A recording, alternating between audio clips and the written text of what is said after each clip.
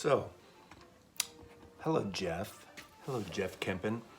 You know, I just realized the first contest I ever entered after I became a VC ongoing participant was for you. I think I pronounced your name Kempkin. I remember saying Kempkin. I was new and I hadn't really gotten to know a lot of you out there. Of course, now we're all like symbiotic buddies, and it's really fun getting to know you through this virtual music collective in a way, the vinyl community. Anyway, Jeff is having a contest and it's 7,700 videos of his vinyl finds, vinyl picks, I guess, and 700 subscribers. Congratulations. And I also love your 78, so it could have been 778. So there's a 7 there somewhere. I think that's fun stuff. So congratulations, Jeff. And I always love, I just love your honesty of the music and records. And that's why this first question, it's actually very simple. It's only 3 little bits. I want to get real personal, so I'm actually sitting here on the therapy couch because I think I have to go into therapy for the second question here. First one, a record you were anticipating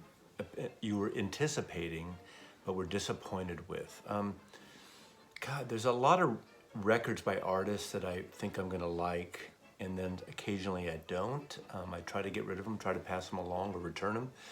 But in terms of a reissue, there was one this past year, I guess it was last year, the 50th anniversary of Jimi Hendrix's Electric Ladyland. Now, I am not an audiophile, but I like good sound, and I'm not really snooty about mastering, but I like good mastering and good sound.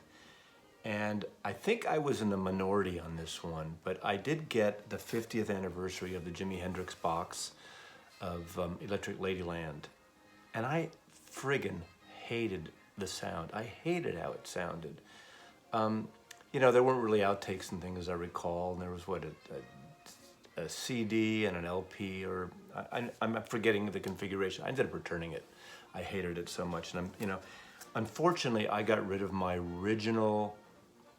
Well, it was original. I got in the '70s of the American on Reprise, Electric Ladyland. I got rid of that during my purge, thinking I was going to get it on CD. But luckily, you've seen it before. Naked. Don't want to show too much nakedness here. I kept my original track record that I got in literally just soon after it came out, when I was 15 years old. This is on Track Records. It's one of the very early pressings, and it's a Track Record label. It's a little bit worn, as you can see here, but it's my copy, and I love it. I still love the sound, even clicking through that. I did have a second copy, and I VCLT'd it to Chris. Chris has the spins because he wrote me such a nice thing, and someday I know that that he'll enjoy it. And I felt a little weird about that, sending naked photographs over state lines. But anyway, I do have this is a 2010 reissue, and I have the Track Records, and these sound great. So it was one of those things that a lot of times I will get box sets and expanded editions for my collection.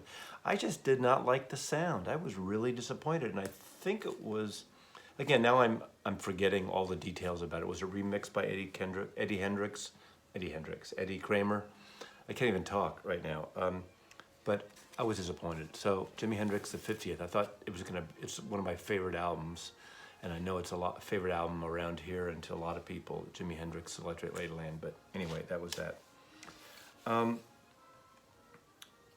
Tell us something about yourself that you haven't revealed, that you've never revealed here on YouTube or on video in the VC. And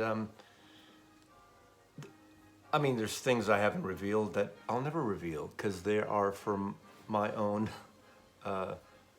just for me to know and you to find out, as they say.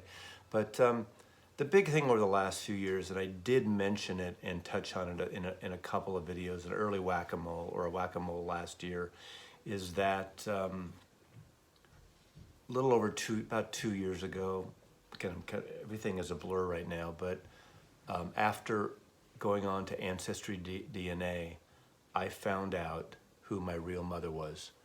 I was adopted. I was born at a hospital, St. Mary's in San Francisco, on the edge of the Panhandle, by Golden Gate Park, on the edge of the Haight-Ashbury, and on Stanyan and Fulton.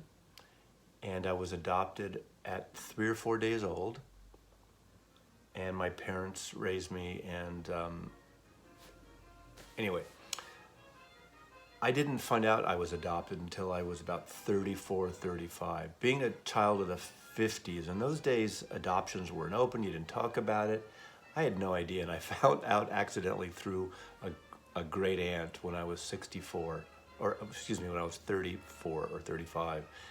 I'm not gonna get into that whole story, but it was fine, and I kind of talked to my parents about it, who raised me, and my mother said, "Oh, you weren't supposed to know, and we love you," and I think she was taken aback that I found out. And while my parents were alive, I didn't go into any wild search, and obviously this was before the online DNA things, and once my mother passed, I did fill out something online where, if, you know, the thing is, in those adoptions, and especially in California and probably a lot of other states, the only way I can find out my parents is if independently they are requesting to find me and I'm requesting, and then you're thrown together. So, I mean, I had a great childhood. I love my parents. They're both gone now. And as far as I'm concerned, I mean, they are my parents. Maybe they didn't give birth to me, but it was great. And I remember at one point, like, asking, am I Jewish? And my mother said, and my grandmother was alive then, she said, yes, we made sure that they adopted from a Jewish mother, because in Jewish tradition, you're Jewish if your mother is Jewish. That's the way it goes. I mean, you can be adopted, your father can be Jewish if you're raised Jewish, but I'm not gonna get into that whole thing. So anyway, that was it. Cut back 2 years ago, someone gave me a gift of an Ancestry DNA thing. I fill out all the things, and shorten the story, I was reached out by a couple people, including a guy named Alan, who it turns out now is my half-brother. He came up here last year. We did a whack-a-mole. He's coming in a couple months. I'm sure we'll do another whack-a-mole. And he had a brother who passed away, so I had 2 half-brothers, him being one. So it turns out his mother was a nurse in San Francisco, either got pregnant in San Francisco or in Ohio. She was born in West Virginia, and it turns out she wasn't Jewish. So I'm technically not Jewish. Come on, look at me. Really? So I guess my father is. Nobody knows who the father is. My birth mother passed away about 10, 11 years ago, so I never knew her. And nobody in that family, including her sister, knows who fathered the child. She basically gave me up for adoption. 2 years later, moved to Stockton, California, I believe, and married someone and had a family with Alan and his brother. And I met them last year. I met them, was it a year ago, year and a half? I'm losing control of my time, man. But I drove to Eureka, California, and it was such a touching, warm experience. So that's the short version. I know I did a whole vlog at the time on Instagram about that trip, and how, as the Jewish people say, how verklempt, how choked up I got about it. So that's me kind of telling you for the first time, with a lot of new people watching here, a personal story about myself that I haven't really shared in detail. So that's enough. That's all you need to know. The last question is, where do you see your collection going or growing in 2020? As you've seen before by my videos, my collection is huge, and the thing that I really enjoy about the vinyl community here is sharing my collection. I do this when I have these little vinyl parties. I have a series of friends up here in Seattle, and when people visit who don't buy records, and like last night we had some friends over and they pulled records and we played things that I haven't thought of in a while, and it's so great sharing it, and it's great coming up. I love doing the features on feature artists more. Obviously I want to show things I've acquired, but I really like doing the features of an artist or a subject or a genre or a top 10 of something, and those are my favorite, and sharing stories. Some people love the stories, some people maybe aren't as interested, and that's fine.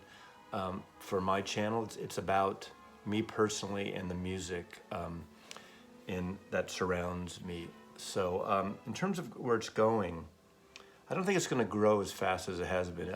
It's been growing quite a bit, but having my friend Amanda here, the archivist, has been really great because she really kicked me in the ass and started inputting my jazz collection onto Discogs, and I never in a million years would have started it because I have about 6,000 albums plus thousands of CDs, which I haven't even gone there yet on Discogs, but she got me going. So now I have about 13 to 14 of my records on Discogs. The entire top shelf of that whack-a-mole top shelf you see, all my box sets and new releases and in rotation upstairs, and my entire jazz collection are in Discogs. And I'm trying to do every couple of days do a whole cube, which is what, 80 to 100 records each time. So I'm about what, 15% there, and it's amazing just seeing. I mean, I love doing this also for myself to know the value, not to sell, but just to have an idea for insurance purposes. Also, you know, down the line, my son Joseph, if he gets the collection, he'll at least have a little barometer what to do with it and what the things are worth, at least on average. And if any of you want to see what you have so far, my name, my handle on Discogs is the same. Well, it's the same as one of my Instagram accounts. It's Manhattan. Manhattan, like New York, but with an M stuck in there. So it's Manhattman, Manhattan. So follow me on Instagram, actually Mazzy's Music. Follow me on Instagram, Mazzy's Music, and you can see records I play occasionally and some music, mostly music related. Manhattan's more my work Instagram, my photographers. And so I see my collection finally being cataloged this year in 220, and I think I'm going to finish it this year. If a little hiatus, I was out of town, but that's where it's going. I've been concentrating more on jazz, and I think I'm going already too long. This is almost 13 minutes, but anyway, fun contest, a little more personal, a little more therapy session, Jeff.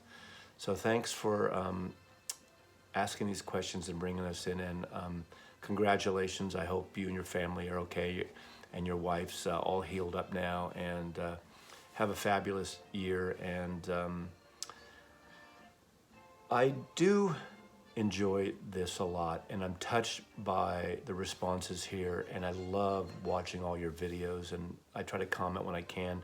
But it does, as you know, as you all know, it gets overwhelming to enter every contest and to comment on every video you watch. So sometimes I just do a little thumbs up or heart, or even responding to my comments. I try, but you know, between working for myself and all this stuff, it's not always easy.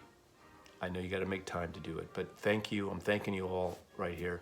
And Jeff, thank you again for hosting this contest, and on to 1,000, right? Take care. Mazzy loves you. Bye.